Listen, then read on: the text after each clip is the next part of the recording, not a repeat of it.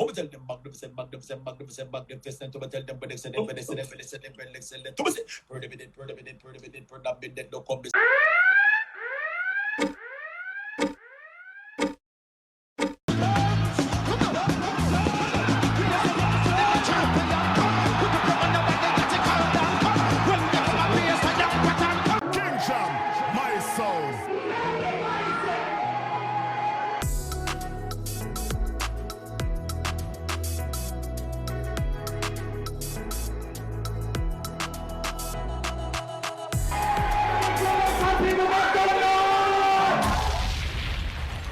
King Jam, I hit up on my mind, yeah.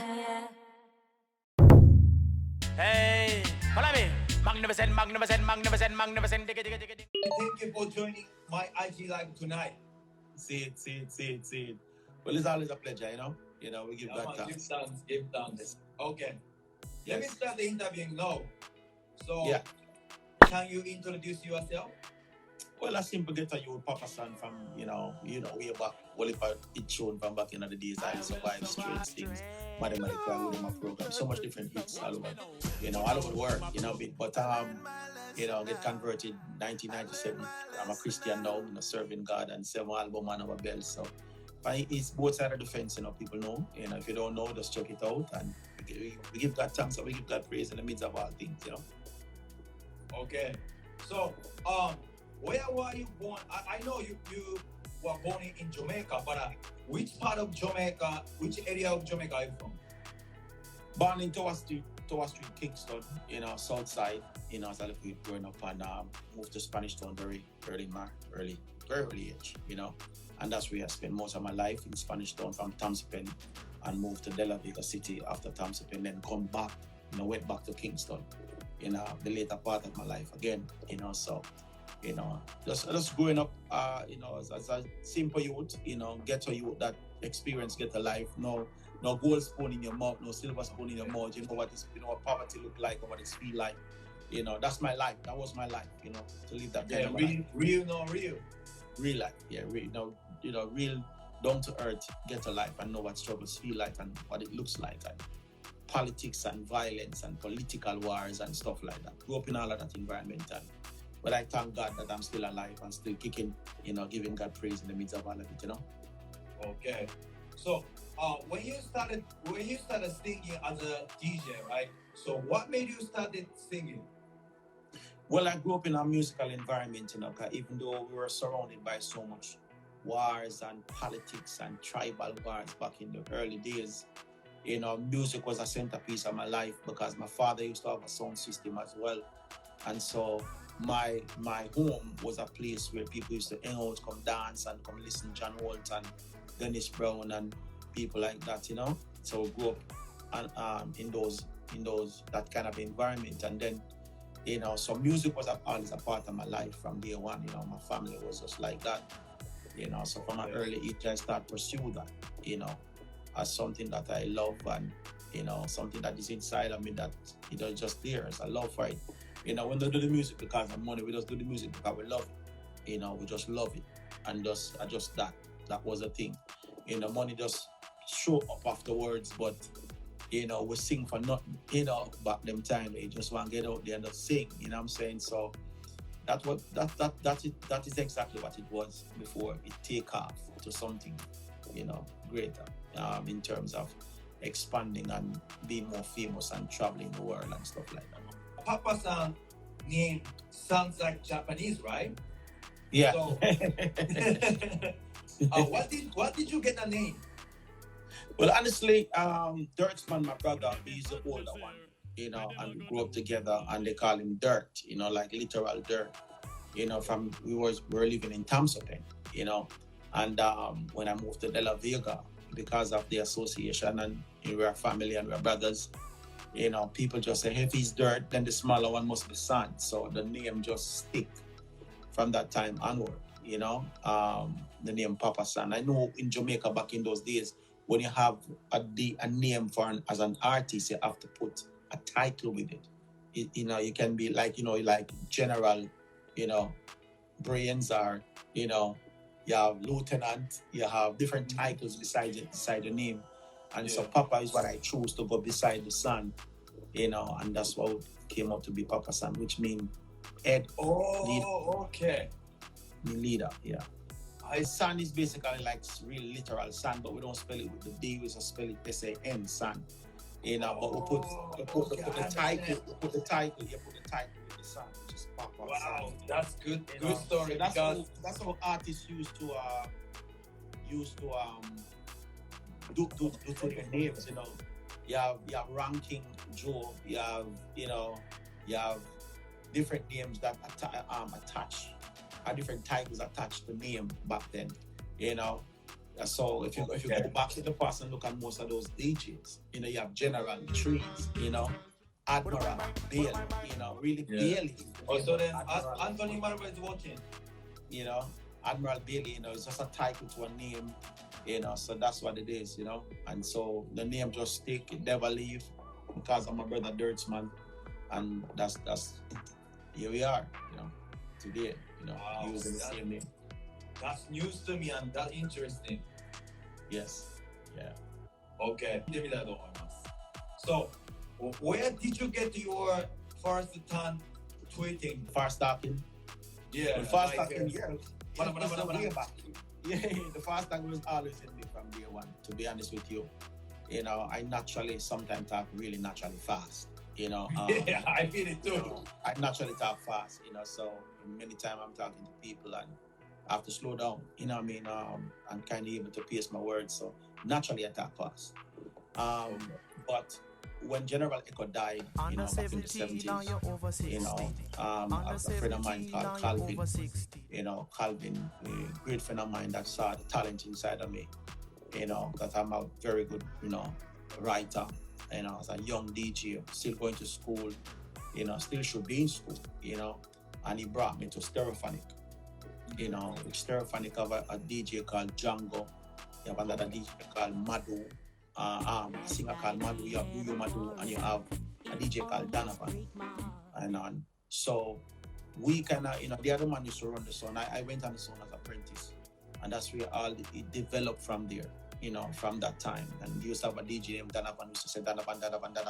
So Stereophonic is the place where we be able to mend in the craft of it, you know, and this is where it all came from.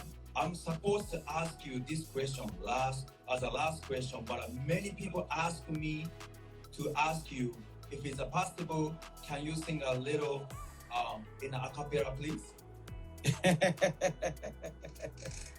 Yeah, man, no problem. Oh, tell them magnificent, to tell them when they say them,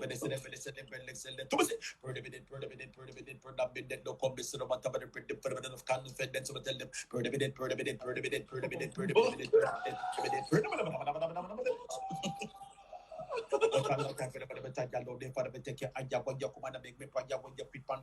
stand firm and don't make them burn up your prayer, burn, and ask with the Holy Ghost fire, put on the gun and take up the prayer after Father for the desire. Yo, dirty economy. Just get rid of your sodomy. Yeah. Phenomenal. Wow. I never expect that.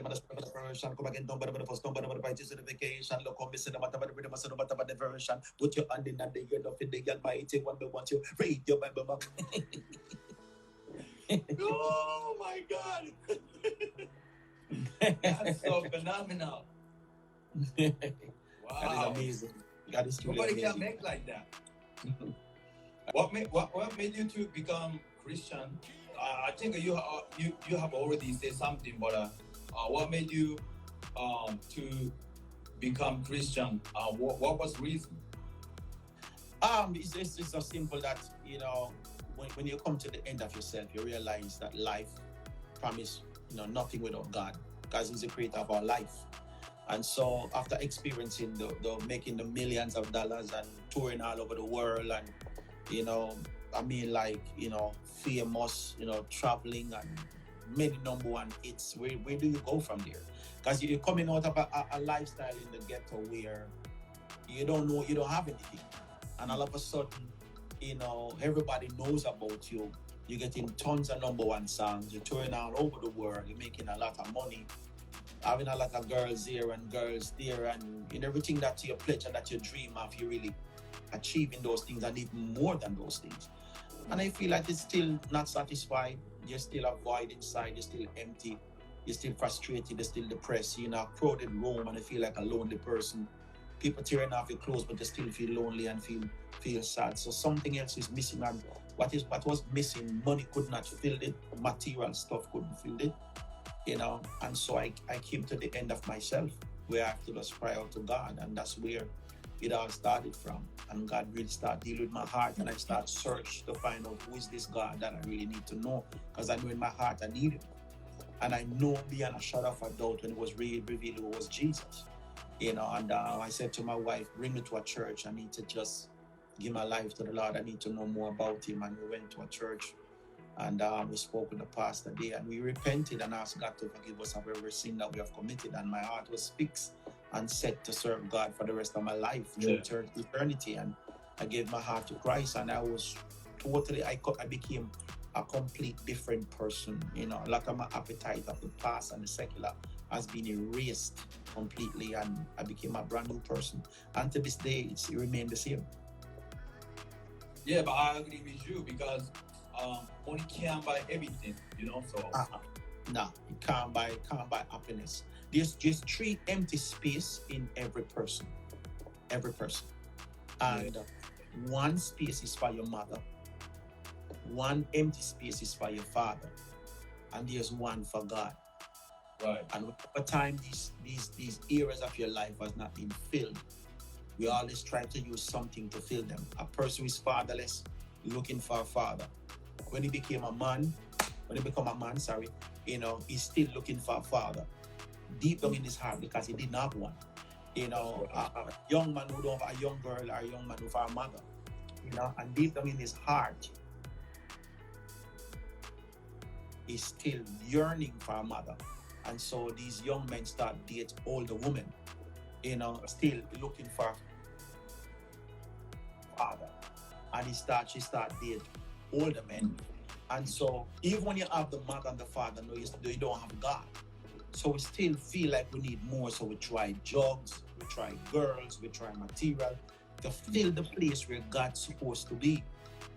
And it's just a temporary fix, because now we're high today, and then tomorrow we're low, and we need to get high again, because you can never be satisfied and can never fill that place. Only God can fill that place. Tell us your best stage experience you ever had, and your, not the worst stage, a surprise experience like you had in the past. For other things that surprised me, there's I get a lot of surprises over the years, man. A whole lot. You know, it's hard to really pinpoint one of the surprise, but I got a lot of surprise all over the years. I really, I don't know what to tell you. I do so many stage shows. I mean, hundreds of them, probably thousands. Right. You know, so it's just hard to pinpoint, and I get so much difference. I get so much surprises as well. You know, being on a stage, you know, how people react. I remember one time I went to the school to do, you know, with my manager. We were doing they're having a school barbecue. It was a high school in Jamaica. I think it was Merle Grove at the time. Merle Grove. I think that was it, Merle Grove. And we went there just to meet in the principal office with my manager to discuss the barbecue that the school was keeping. And it was like, you know, everybody was in class. This is a high school and everything. And just by driving inside there to go to the house, the entire school, the classes were empty. They could just mop. It's just kids just come and just rush and just want to get a hold of me, and they have to lock me inside the principal office. Never forget it. And they have to have security to carry me. Because in those days when I will survive and all those thrown on those videos, there's a whole heap of, you know, young people you should just gravitate and grab a hold of it. So as a young youth, I see girls just grabbing all over your clothes and ripping you off. You know, I went to Andrews and they have to take me out on a bike back. I was mobbed again, you know, almost banned from those things, you know. As a young youth growing up and having that kind of a fear when I'll survive and Lady G and myself have been these number one hits as well, and so much number one songs and all of that. That is what a part of my life. So a lot of surprises I've seen. Yeah. Back Have you ever been to Japan, right? Oh yes, many times. When was it? My last Japan splash was 97.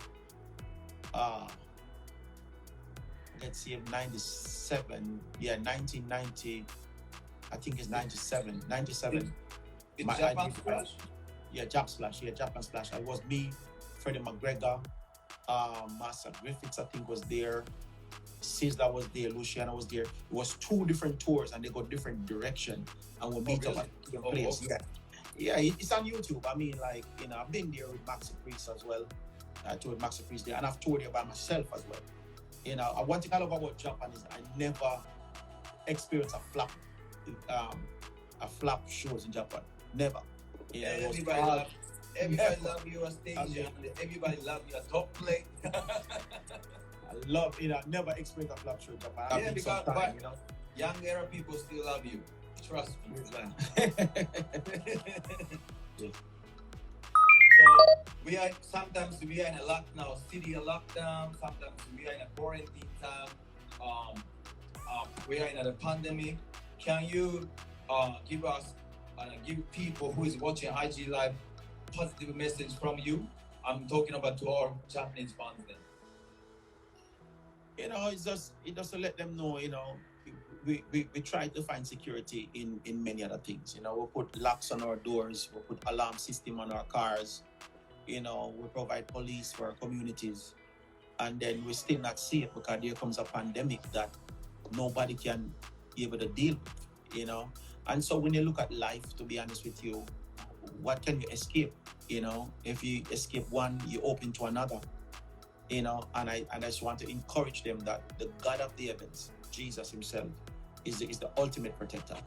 And you have to seek him and ask him to guide you, and to cover you and to protect you from whatever it is, whether it's from a gunman or a pandemic or a disease. You have to keep things in prayer because he's the ultimate protector. And so while you put on your mask, while you social distance, still stay in prayer and put God first and ask him to protect you, and he will. That's the key, and come to have a relationship with him, so you can speak to him on a daily basis, which is important. But you have to have a divine protector, and that's his Christ Jesus, to protect us. And so I just want to encourage everybody, all is not lost. You still can have hope in Christ, and to live a life of love and of peace, and practice the stuff that you need to practice. If you have the social distance, that's what you do. If you have to wear your mask in public, do what you need to do, and just take care of yourself and take care of those around you, but wearing masks and all those things is not going to ultimately protect you. You still have to trust God in the process of everything, and just live up to him. Blessings. Everybody was surprised that you show up my IG Live tonight. So there are many people ask me, Papa San, is that Papa San? Yes, that's what I told them. Yeah, man, thank you very much. And I gotta big up Jazzy D from Renaissance Disco, and yes, Anthony Margo is watching. Mr. Margo, blessings. I definitely had a great time with your conversation, interviewing, so a blessing and honor every time, Yeah, my father, me talk big up Japanese community. Love you and bless up. One love. Extra Power Records. King Jam, I hit up on my mind, yeah.